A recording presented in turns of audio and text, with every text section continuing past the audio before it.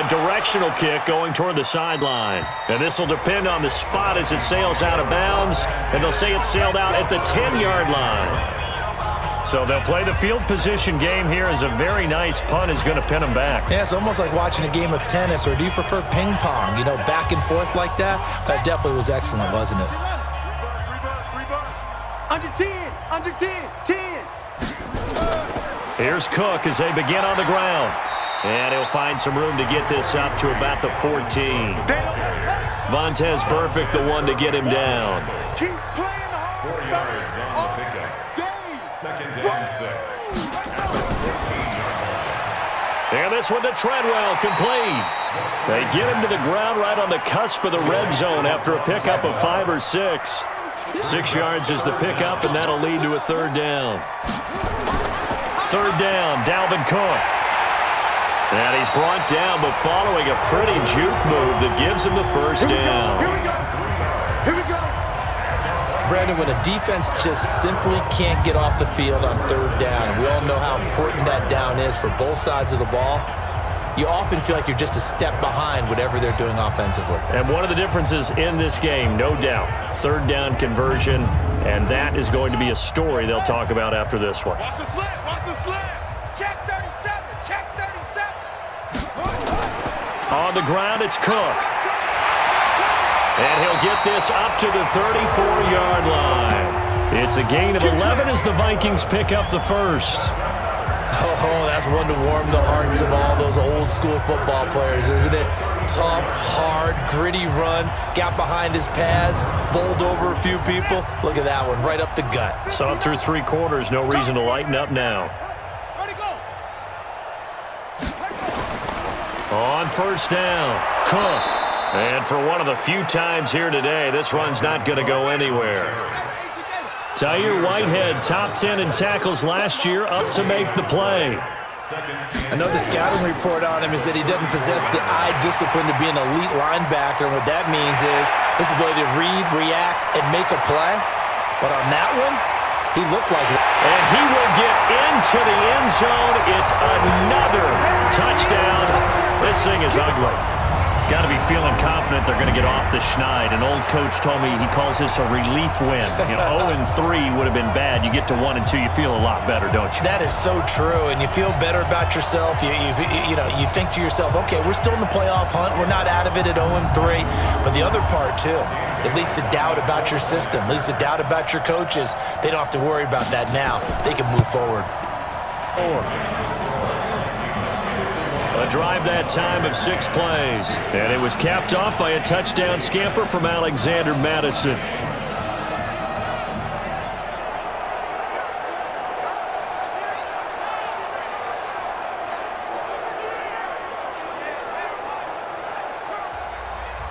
Bailey now to kick it away after the touchdown. This fielded a few yards into the end zone. And no run back here. This will be a touchback, and it comes out to the 25-yard line. The Raider offense now making their way toward the huddle. And down on the scoreboard, certainly needing to avoid what happened on the last drive, punting the football. Sense of urgency has to take over for them here. They know the score. They know the situation. And by the way, the punter no longer exists for their offense. That's how they have to treat this drive. They need points. Big time. They're throwing to start the drive, but that one incomplete. Now Carr, after the incomplete pass, brings him up 2nd and 10. To throw again. Carr. And that is incomplete.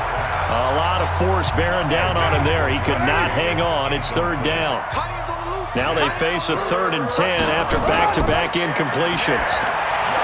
Now Carr. Well, the 2 men come together, and it's incomplete. Excellent work defensively, brings up 4th down.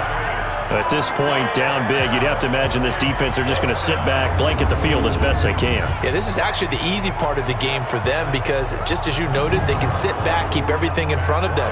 But they've blanketed the field the entire game using a variety of coverages. And now it's the punter Weil on as he sends this one away.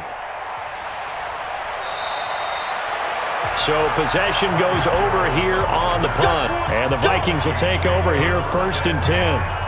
And now out comes Minnesota. The outcome of this one, well, we know who's going to win it. It's just all window dressing at this point. Got me thinking, what's the biggest blowout that you've been a part of as a player, broadcaster?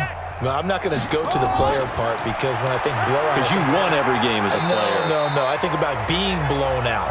And no one wants to go back to those memories. But, you know, when I was calling college football, I saw a game that, you know, a team put 70. I actually saw it happen twice. A team put 70 on their opponent.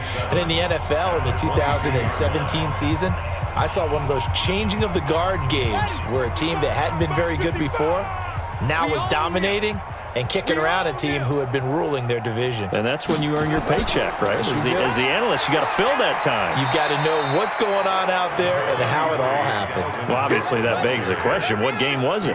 That was Seattle hosting Los Angeles, the Rams. Yeah. Their second meeting of the season, and the Rams turned it around from the first one and blew out the Seahawks. They'll keep it on the ground. It's Cook, and he picks up the first before he's taken down at the 29. A gain of 4 that time as the drive continues. I've got an idea. Let's skip racing to the airport at the end of this game. Let's go to the post-game press conference. I have a feeling that the quarterback of this winning team is going to be given a whole lot of credit to the running game and the offensive line. Yeah, I was just going to say the offensive line, yes, carrying the ball has been key, but those guys up front, they've made a lot of space. Rush in, rush in, rush in.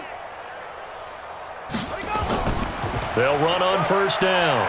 It's Cook, and they'll get him down after a pickup of 8, 2nd and 2.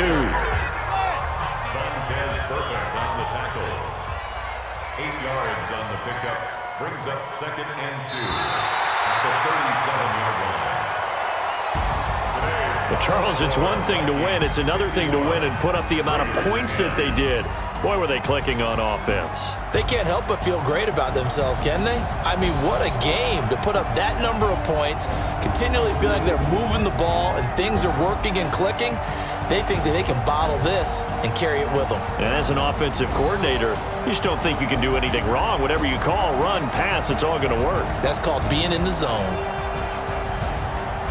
So for Minnesota, they're into the win column now as they move to 1-2 on the young season. And they'll hit the road next week to take on the Chicago Bears. Meanwhile, for Oakland, they will fall to a similar mark at 1-2. And they'll try to get back to their winning ways next week as they head to Indianapolis to take on the Colts. Thanks for tuning in, everybody. Alongside Charles Davis, we thank our entire crew. I'm Brandon Gaudin. This is the NFL on EA Sports.